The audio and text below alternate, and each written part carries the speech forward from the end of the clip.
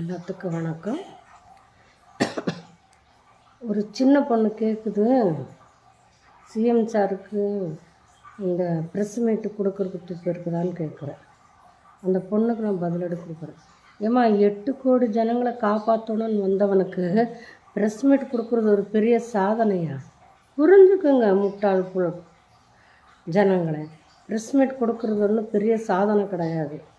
அதாவது ஒரு பசியோடு வந்தவனுக்கு அவனுக்கு சோறு தான் வேணும். சோறையும் போட்டுட்டு திட்டுட்டே சோறு போடுறாங்க வர்ற, அது விஜய் செய்யலை. என்ன தேவையோ அதை மட்டும்தான் அவர் செஞ்சுட்ருக்காரு. சார், சிஎம் சார், நீங்கள் தயவு செய்து இந்த ப்ரெஸ் மீட் மட்டும் கொடுத்த வேலை கொடுத்துறாதீங்க. உங்களை கிஞ்சி கேட்குறேன். அது இந்த மயக்க வச்சவங்க யார்கிட்ட கேள்வி கேட்கணும், யார்கிட்ட கேள்வி கேட்கக்கூடாதுன்னு தெரியாது. எல்லாம் மயக்க தூக்கிட்டு வர வேண்டியதாக, போகிறவங்ககிட்ட வர்றவங்ககிட்ட கேட்டுட்டு அது ஒரு இதில் போட்டு வச்ச வேண்டியதாக. நான் மறுபடியும் சொல்கிறேன், 8 கோடி ஜனங்களுக்கு காப்பாற்ற வந்தவனுக்கு ப்ரெஸ் மீட் கொடுக்குறது ஒரு பெரிய சாதனை கிடையாது. என்ன செய்யணுமோ அதை எந்த நேரத்தில் செய்யணுமோ அந்த நேரத்தில் கரெக்டாக சிஎம் சார் செய்வார். அதை புரிஞ்சுக்குங்க, ஜனங்களே புரிஞ்சுக்குங்க. 15 நாள் ஆளால் கூவுறது அப்படியே நிறுத்திக்குங்க. 2வது அரைகொடை தழும்பு, நிறகொடை தழும்பாது. இந்த அரைகொடை யார்? இந்த சீமான், அண்ணாமலை, இந்த மாதிரி தான். சும்மா வருவாங்க, கற்றுன்னு கத்திட்டு போயிடுவாங்க. அவ்வளோதான் அவங்களோட வேலை.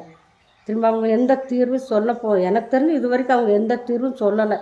அண்ணாமலை சாரும் சாட்டையில் அடித்து எல்லாம் அடித்தாங்க, எல்லா அக்கௌண்ட்ஸும் கொண்டு கொடுத்தாங்க, காமிச்சாங்க. ஒரு தீர்வு வரலையே.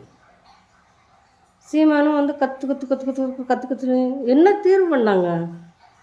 அதுதான் அவங்களுக்கு இப்போ இருக்கிற சிஎம் சாருக்கு இருக்கிற வித்தியாசம். அதுதான், நான் என்ன செய்யணுமோ அதை மட்டும்தான் அவர் செய்வார். சும்மா வளவளன்னு கத்தி ப்ரெஸ் மீட்டு கொடுத்து பிரபலமாகிறத சிஎம் சார் விரும்ப மாட்டார். அவர் நல்லா படிச்சுடாம வந்திருக்காரு. உங்களாட்ட படிக்காமல் மைக்க நிட்டு அப்போதைக்கு என்ன பேசணுமோ பேசிட்டு போகிறது சிஎம்மோட வேலை கிடையாது.